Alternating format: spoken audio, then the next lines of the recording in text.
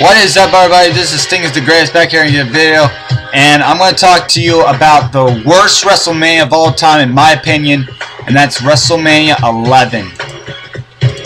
WrestleMania 11, from top to bottom, is some of the worst matches, some of the worst performances ever given out by the superstars. It's the worst product that the WWE has ever put on. WrestleMania 11, in my opinion, is the worst WrestleMania of all time, and is one of the worst pay-per-views of all time. 9 gets credited as the worst, but let me tell you this. WrestleMania 9 had the worst match of all time. It had some of the worst finishes of all time. But the crap that WrestleMania 9 has does not compare to the crap WrestleMania 11 had.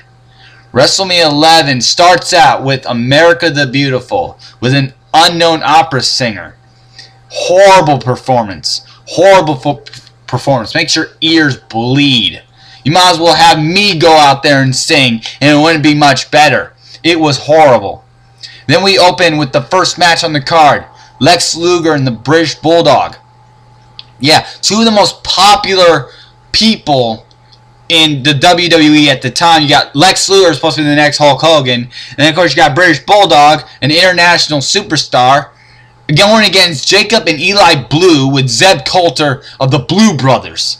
Why the fuck would you put Lex Luger and the Bulldog as a team against the Blue Brothers? Who the fuck are the Blue Brothers? That's what you're asking, and this is 95. Yeah, people in 95 didn't even know who the fuck Jacob and Eli Blue were. This match was horrible. Horrible match. One of the worst openers of all time. 0. We go to the Intercontinental title match, Jeff Jarrett versus Razor Ramon.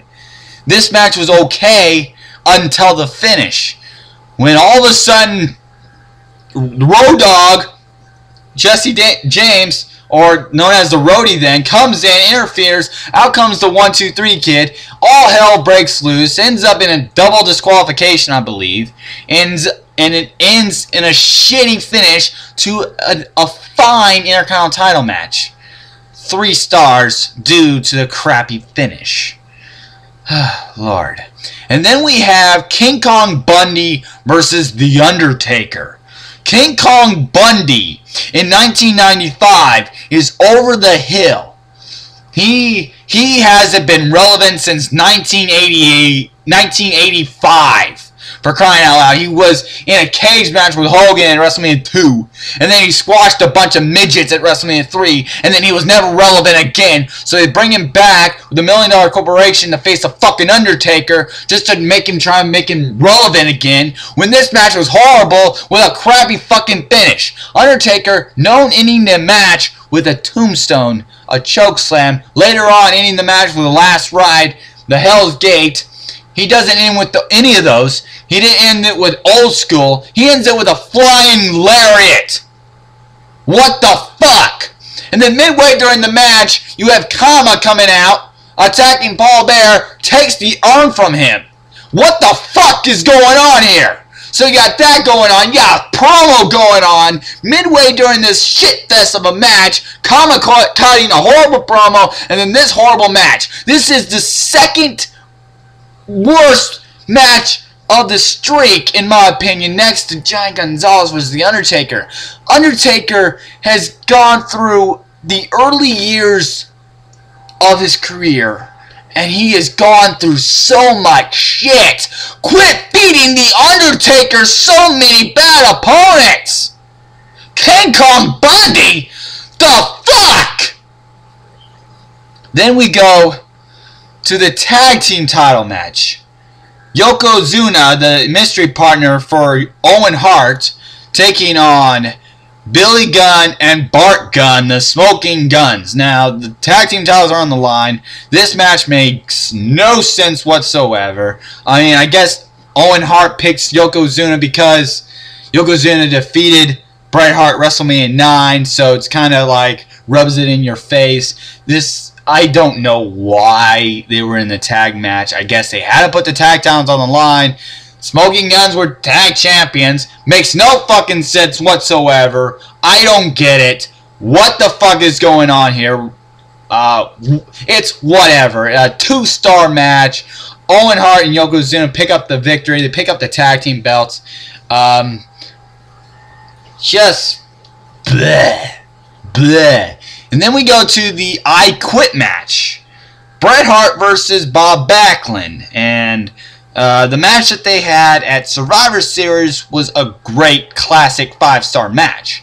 Here, however, that's not the case. Roddy Piper is the special referee, and at first glance I thought, this is kind of funny. Roddy Piper shoving the microphone, whatever, but he got really annoying really fast. Piper had the microphone in Bob Backlund's mouth like all the fucking time.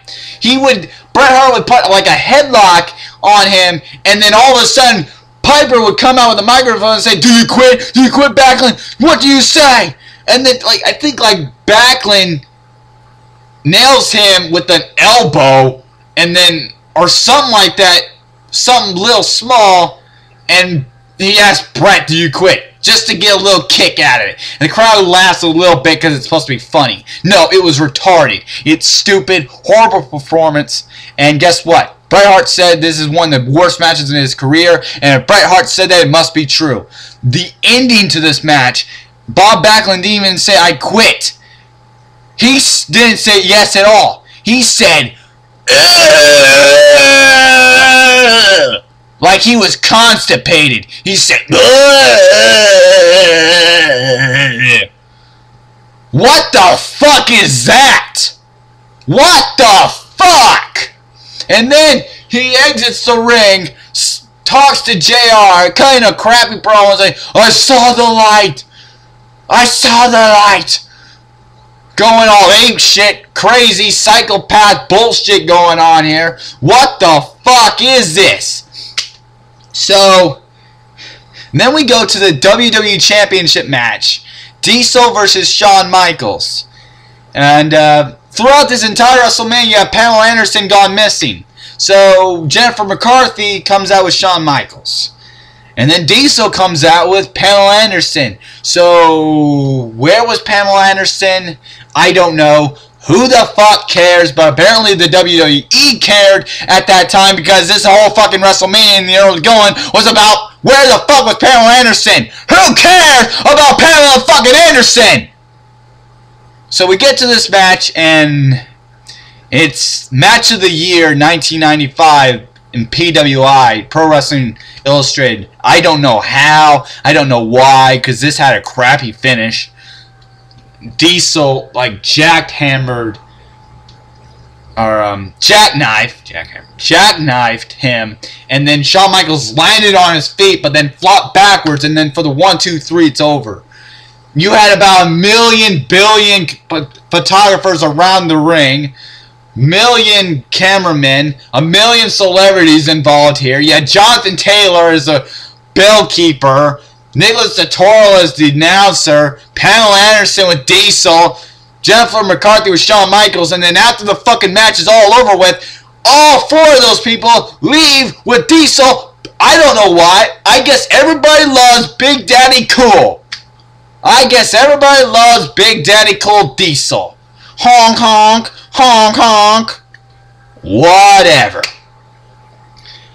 And then we get to the mystery, the quote-unquote main event of the evening.